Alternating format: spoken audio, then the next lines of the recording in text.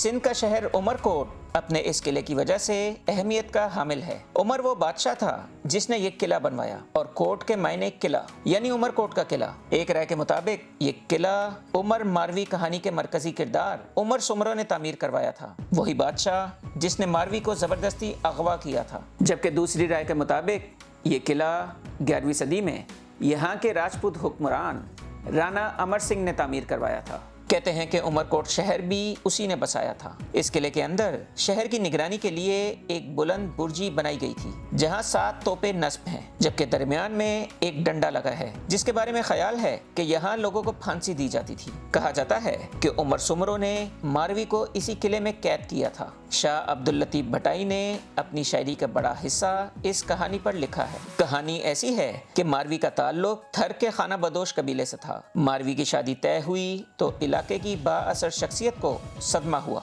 वो मारवी से शादी का ख्वाहिशमंद था मगर नाकाम रहा। वो मारवी के वालिदैन से इंतकाम लेने उमरकोट पहुंचा। यहाँ वो उमर सुमरो से मिला और मारवी के हुस्न की दास्तानें सुनाई।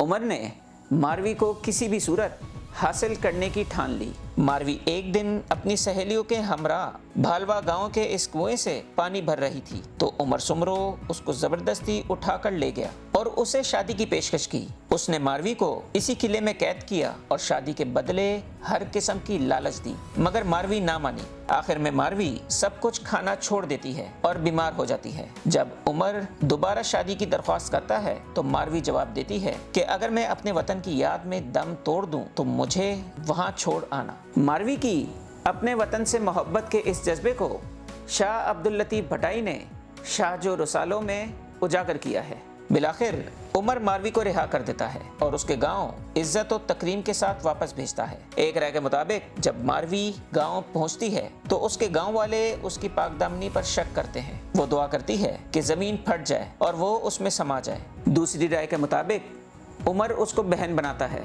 और इज्जत के साथ गांव वापस भेजता है। उसकी शादी की तैयारी की जा रही होती है मगर वो उसी रात मर जाती है। मारवी ने तारीख में अपनी जगह वतन से मोहब्बत की वजह से बनाई। लोग दूर दराज के इलाकों से यहाँ आते हैं और इस कुएं से पानी पीकर जाते हैं। जबकि उमरकोट का किला अब भी मौजूद है जिसकी बैरूनी दीवार 45 फुट ऊंची और उसकी मोटाई 8 फुट के लगभग है। किले की फसील से पूरे शहर का नजारा किया जा सकता है, जबकि यहाँ एक म्यूजियम भी है जहाँ उमर मारवी के मुजस्मे रखे गए हैं। इसके अलावा सिंधी सकाफत को उजागर करती चीजें भी रखी गई हैं। ये वीडियो कैसी लगी हमें कमेंट सेक्शन में ज़रूर बताइएगा।